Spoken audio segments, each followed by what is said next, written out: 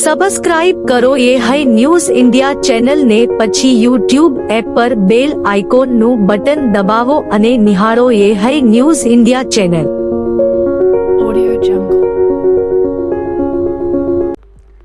બનાસકાંઠા જિલ્લામાં છેલ્લા કેટલાય દિવસોથી ભારેથી ભારે વરસાદ વરસી રહ્યો હતો, જેના કારણે વાવ, સોયગામ સહિતના અંતરિયાળ ગામડા પાણીમાં ગરકાવ થઈ ગયા છે. આ પરિસ્થિતિમાં ખેડૂતોની ખેતીને મોટું નુકસાન થયું છે, જ્યારે પશુપાલકો માટે અસંખ્ય પશુઓના મોતે આર્થિક આફત ઊભી કરી છે. ત્યારે યે ન્યૂઝ ઇન્ડિયા ટીમે વાવ અને સોયગામ તાલુકાના વિવિધ વિસ્તારોની મુલાકાત લીધી હતી. ત્યાં સર્વત્ર પાણી ભરાયા હોવાના દ્રશ્યો સાથે ગાય, ભેંસ, બકરા સહિતના પશુઓના મૃતદેહો જોવા મળ્યા હતા.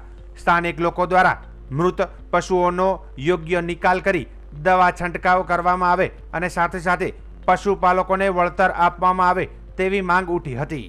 કુદરતી હોનારત જ્યારે આવી અને પાણીનો ફૂલ પ્રવાહના લીધે અતિશય પશુઓનો મોત નીપજ્યા છે. કેટલાય પશુઓ લાપતા છે. ઘણા બધા એવા છે કે જેના નાના જે પશુ છે, ઘેટા છે, બકરા છે, પાણીમાં પ્રવાહમાં તણાઈ ગયા છે. એટલે અતિ દયનીય પરિસ્થિતિ છે અને પશુઓને ઘાસચારો અત્યારે નથી, કારણ કે ખેતરોની અંદર ચારે બાજુ પાણી છે અને સૂકો ઘાસચારો તો અત્યારે ભાદરવામાં હોય નહીં. એટલે આ અતિ દયનીય પરિસ્થિતિ છે. તો મીડિયાના માધ્યમથી હું આપ સૌને કહેવા માગું છું કે પહેલાં તો આ પશુ જે મરી ગયા છે, મોત થયું છે, અને તંત્ર વહેલી તકે આવે અને એને દાટવાની વ્યવસ્થા કરે. અને કદાચ આ વસ્તુ નહીં થાય તો રોગચાળો પણ ફાટવાની પૂરેપૂરી શક્યતા છે. અને જે આ ગરીબ પશુપાલન લોકો છે અને પોતાની જિંદગી, પોતાનું જે ગુજરાન કહેવાય, ગુજરાન એ માત્ર પશુપાલનને લીધે ચાલતું હોય છે. તો આ તંત્રને ખાસ વિનંતી સાથે કહું છું કે વહેલી તકે આ પશુ જે મૃત્યુ પામ્યા છે એનું પીએમ કરી, એનું સર્વે કરી અને જે સાચું હોય એને તાત્કાલિક ધોરણે એને સહાય ચૂકવવામાં આવી પડે એવી અમારી એક માંગ છે. હું રાછેણા સરપંચ. આપણે અત્યારે વાવ, થરાદ અને સોયગામની અંદર આ ભયંકર પૂરની પરિસ્થિતિ થઈ. એની અંદર જે અત્યારે લોકોને પશુધન બહુ મોટા પ્રમાણમાં મરી ગયું છે અને જે પશુધન મર્યાને અત્યારે 2 થી 3 દિવસ થઈ ગયા છે. જે પશુધનને અત્યારે ખેડૂતોએ જે હતા એ વાંસ મારવા માંડવા હોવાથી જે જીસીબી લાવીને કોઈ પોતાની રીતે ખાડા કરીને જમીનની અંદર દફનવિધિ કરી દીધી છે. અને જે મારે અત્યારે તંત્રને, સરકારને મારે મીડિયાના માધ્યમથી હું વાત પહોંચાડવા માગું છું કે મોટા પાયે અત્યારે વાવ તાલુકા, સોયગામ તાલુકા અને થરાદ તાલુકાની પશુધનનું નુકસાન થયું છે. અને જે તાત્કાલિક ધોરણે સર્વે, જે સરપંચ તલાટીની જોડે સર્વે કરાવીને લોકોને કંઈક બેઠા કરે એવું કંઈક કરવામાં આવે તો જ ખેડૂતો બેઠા થઈ શકશે. બાકી અત્યારે તો મસ્ત મોટું નુકસાન કરવામાં આવ્યું છે. હજારો, કોઈ ગણતરી ન કરી શકાય એટલા પશુઓ મરી ગયા છે. તો બીજી બાજુ વાવ પશુ દવાખાના ખાતે વિભાગીય સંયુક્ત પશુપાલન નિયામક અમદાવાદ કેજી બ્રહ્મક્ષત્રિય યે ન્યૂઝ ઇન્ડિયા સાથેની વાતચીતમાં જણાવ્યું હતું કે વાવના 78 ગામડાઓમાં 20 થી વધુ ટીમો કાર્યરત છે. સોયગામના 42 ગામડાઓમાં 6 થી વધુ ટીમો પશુ મૃત્યુની નોંધણી અને રસીકરણ કાર્યમાં જોડાયેલી છે. દિવસના અંતે 78 ગામમાંથી અંદાજે 15 થી 20 ગામોનું સર્વે પૂર્ણ થયું છે. અત્યાર સુધીમાં 73 થી વધુ પશુઓના મોતની પુષ્ટિ થઈ છે. છેલ્લા 2 દિવસમાં ભારે વરસાદના કારણે સર્જાયેલ પરિસ્થિતિને ધ્યાને રાખી આજે જિલ્લા વહીવટી તંત્રને સાથે લઈ હું ડૉક્ટર કેજી બ્રહ્મક્ષત્રી, વિભાગીય સંયુક્ત પશુપાલન નિયામક અમદાવાદથી અત્રે ઉપસ્થિત છીએ. જિલ્લાની જેટલી પણ શક્ય હોય એટલી ટીમો અમે એકત્રિત કરી અને આજે સવારે 22 જેટલી ટીમો બનાવીને વાવ તાલુકાના 78 ગામમાં ફાળવણી કરેલી છે. જેમનું ફિલ્ડ લેવલે એમની કામગીરી પશુ મૃત્યુ માટે અને જો જરૂર પડે તો ત્યાં રસીકરણ અને સારવારની કામગીરી માટે બધાને રવાના કરેલા છે. આ ઉપરાંત 6 ટીમ અમે અત્યારે સોયગામ માટે રવાના થઈ રહ્યા છીએ અને આ ઉપરાંત 5 વ્હીકલ મહેસાણાથી પણ બોલાવેલા છે, જે ઓન ધ વે છે. એ 1 કલાકમાં અહીંયા ઉપસ્થિત થશે. તેના માટે પણ આપણે સ્ટાફ ઉપસ્થિત છે. એ વ્હીકલ આવતા એમને પણ આપણે સોયગામમાં રવાના કરીશું. અત્યારે પરિસ્થિતિ વાવમાં લગભગ બધા ગામો એપ્રોચેબલ છે. એટલે આજે સાંજ સુધીમાં તમામે તમામ 78 ગામ કવર થઈ જાય અને સર્વેની કામગીરી પૂર્ણ થાય એવી અમે તૈયારી રાખી છે. આ ઉપરાંત જ્યાં એપ્રોચેબલ નથી એવા સોયગામના ગામોમાં કદાચ કાલે પણ કામગીરી અમારે ચાલુ રાખવાની રહેશે. એટલે પશુઆંક કેટલો પકડ્યો છે હાલમાં અંદાજિત? અત્યારે જે 78 ગામ પૈકીના 15 ગામનું સર્વે પૂર્ણ થયેલ છે. એ 15 ગામમાં 73 પશુઓનું મૃત્યુનું અત્યારે આપણે 8 વાગે ડેટા આવેલો છે. તંત્રના જણાવ્યા અનુસાર સર્વે કાર્ય ચાલુ છે, જેથી મૃત પશુઓના આંકમાં હજુ વધારો થવાની સંભાવના છે.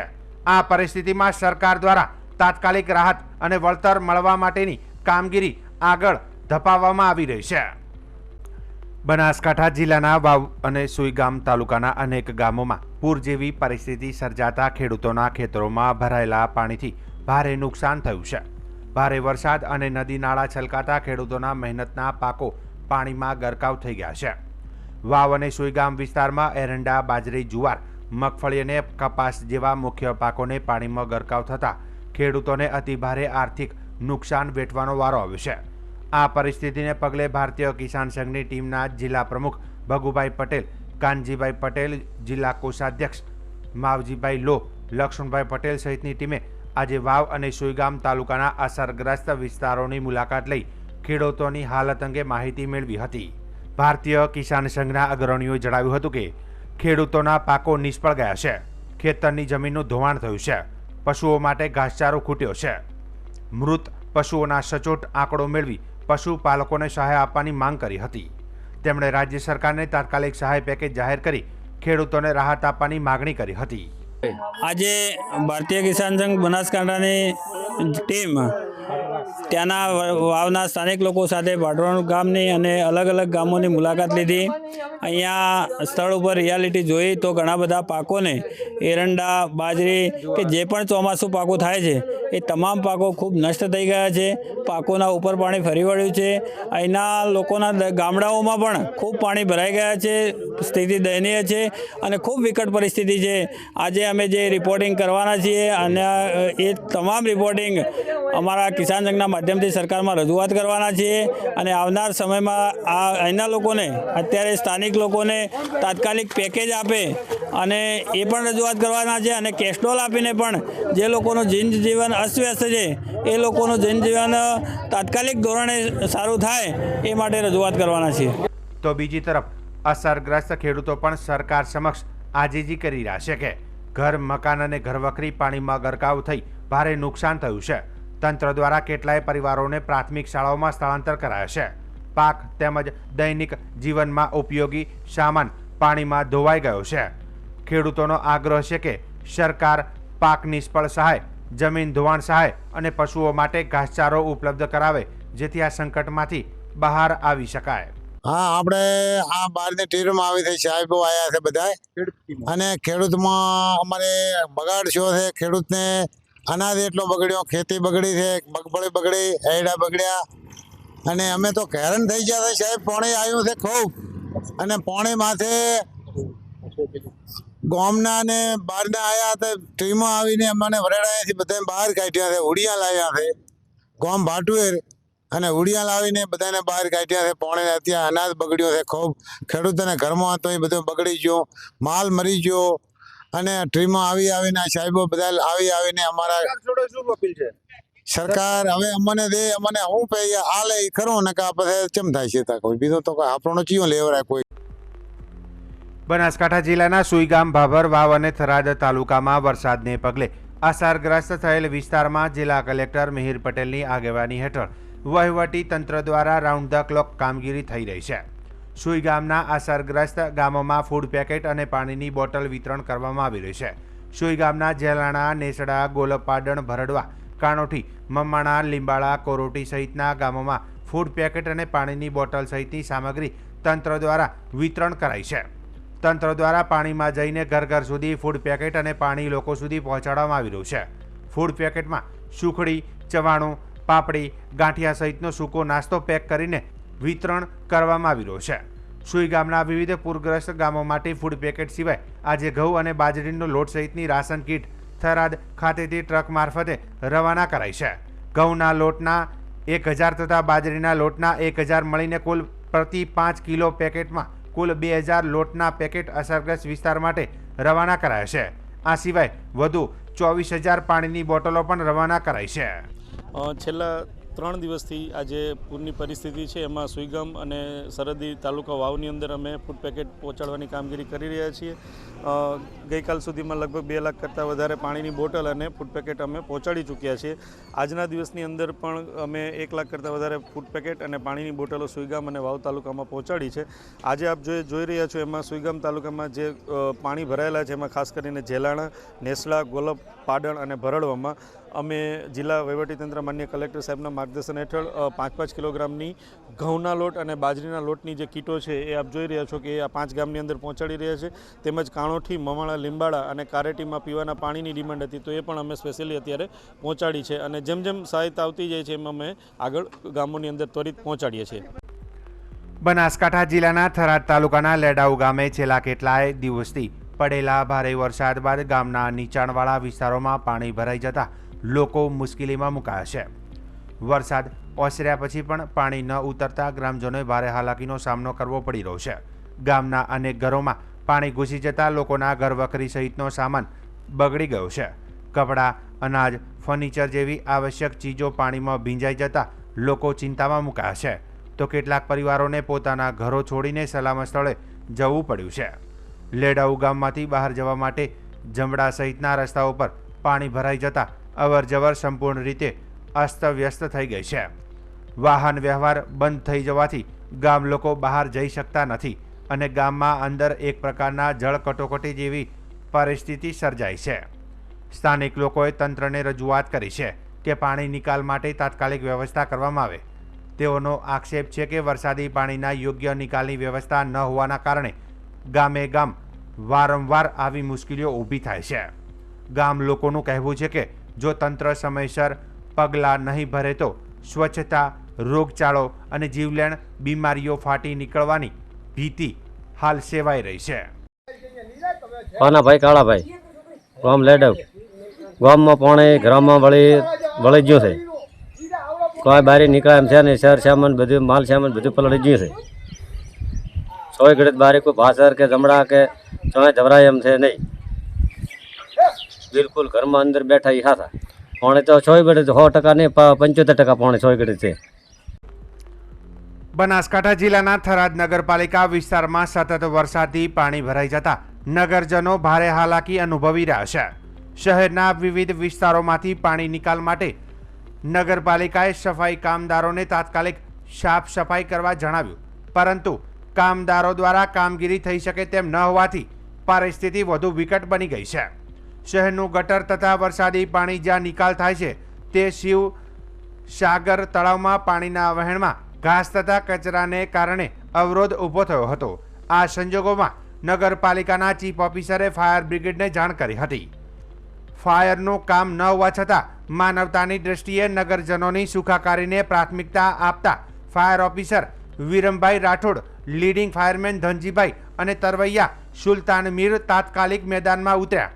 ત્રણેય બહાદુરોએ જીવના જોખમે વચ્ચે ગંદા પાણીમાં ઉતરી ઘાસ તથા કચરો દૂર કરી પાણી નિકાલ સુગમ બનાવ્યો હતો.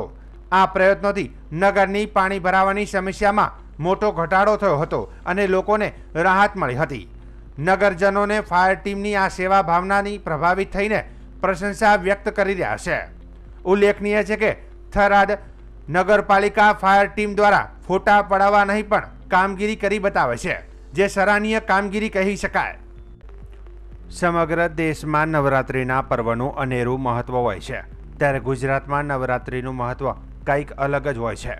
નવરાત્રિ શરૂ થવાના મહિના અગાઉ જ આ પર્વ માટેની અલગ અલગ તૈયારીઓ કરવામાં આવે છે. આ તહેવારમાં યુવાનો અને યુવતીઓ ગરબે રમે છે. ઘણા લોકો ઘરની અંદર માતાજીનો ગરબો પણ લે છે અને તેનું સ્થાપન પણ કરે છે, સાથે અનુષ્ઠાન પણ કરતા હોય છે. આ પર્વ હિન્દુઓ માટે મહત્વનું છે. થાનમાં રહેતા બળદેવભાઈ છેલ્લા 10 વર્ષથી ગરબા બનાવે છે, જેમાં અલગ અલગ ડિઝાઇન તેમજ ગરબાને પેઇન્ટિંગ કરીને રંગ કરવો, તેની ડિઝાઇન કરવી, તેને ફિનિશિંગ કરવું, તે બધું કામ કરે છે અને તેનું વેચાણ પણ કરે છે. આ ગરબો 3 ઇંચથી લઈને 12 ઇંચ સુધીના ગરબા બનાવે છે. આ ગરબાની કિંમત 50 રૂપિયાથી લઈને 200 રૂપિયા સુધીનું હોય છે. એક ગરબાને સંપૂર્ણ તૈયાર કરતાં 35 થી 40 મિનિટ જેટલો સમય લાગે છે. ગરબા બનાવવા માટે આવતા કારીગરોને આ ગરબા બનાવીને સારી આવક મેળવી રહ્યા છે. નવરાત્રિની સિઝનમાં 1 લાખ જેટલા ગરબા બનાવીને તેનું વેચાણ પણ કરે છે. ઉલ્લેખનીય છે કે આ ગરબા રાજ્યના વિવિધ જિલ્લામાં જાય છે.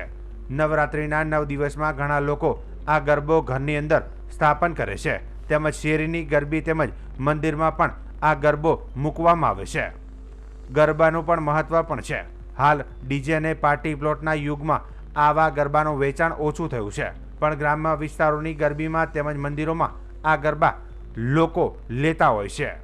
મારું નામ મહેન્દ્રભાઈ ઠાકરસિંહભાઈ અંદુદરિયા, હું થાનગઢનો રહેવાસી છું. મેં છેલ્લા 7-8-10 વર્ષથી આ ગરબા બનાવી છે. નવરાત્રિ અગાઉ 3-4 મહિના અમે ગરબા ચાલુ કરી દઈશી. અંદાજે થાનગઢમાં નાના મોટા 8થી 10 ઉદ્યોગ છે ગરબાના, ને દરેક ઉદ્યોગમાં 8-10 જણાની રોજીરોટી હાલે છે. ને એક ગરબો તૈયાર કરતાં અંદાજિત 2.5-3 કલાકનો સમય લાગે છે. એને રંગ રોગાન કરતાં, પેઇન્ટિંગ આ તે અલગ અલગ ડિઝાઇન, અલગ અલગ નાની મોટી સાઇઝમાં, અને આ રીતે ગરબાનો ઉદ્યોગ હાલે છે. અને અમારે ઓલ ગુજરાતમાં દરેક જગ્યાએ જાય છે ગરબા. અને સામાન્ય એમ કે એક ઉદ્યોગમાં 7-8-10 હજાર પીસ બનતા હોય છે. પછી જેની કેપેસિટી લિમિટ પ્રમાણે બનાવતા હોય. મારું નામ ભાવેશ અવચરભાઈ વારેવડિયા છે. હું થાનનો રહેવાસી છું અને મેં અહીંયા ગરબાનું પેઇન્ટિંગ મજૂરી કામ કરી છીએ. અમે પેઇન્ટિંગ કરી છીએ, બોક્સ ભરી છીએ, ગરબાનું છંદુ કામ કરી છીએ. 2-3 વર્ષ ત્યાં કરી છે. રોજગારી આશરે એક ગરબાના 4-5 રૂપિયા મજૂરી મળી જાય છે. આશરે 200-250 રૂપિયાનું કામ થઈ જાય છે. 8-10 કારખાના હશે ગરબાના. મારું નામ સવજીભાઈ ગંગારામભાઈ નારાયણિયા, થાનનો રહેવાસી છું. હું ગરબા વેચું છું. ગરબા પહેલાં આશરે 3થી 4 લાખ વેચતો હતો. અત્યારે એની ડિમાન્ડ ઓછી થતી જાય છે. કોઈ પાર્ટી પ્લોટ થતા છે ને, કોઈ લોકોને માન્યતા ઓછી ઘટી ગઈ છે, તો પછી અત્યારે એનું લેવલ ઘટી ગયું છે. આ અંદાજે ગરબા 100-125 રૂપિયામાં લેતો હતો, અત્યારે એનું થોડુંક લેવલ ઊંચું ગયું છે. આશરે 10થી 12 કારખાના છે. આપણે ભક્તિભાવથી આપણા ઘરે ગરબાનું સ્થાપન કરીએ છીએ, અને કુંભ સ્થાપન, ગરબાનું સ્થાપન એ આપણા શાસ્ત્રોની અંદર એનું વિશેષ મહત્ત્વ કહેવામાં આવેલું છે. ખરેખર ગરબો શબ્દ એ ગર્ભ શબ્દ ઉપરથી આવેલો શબ્દ છે, અને આ ગરબાનું જ ખરેખર મહાત્મ્ય છે. અને આ માટીના બનેલા જે ગરબાઓ હોય એની અંદર 27 છિદ્રો હોય છે.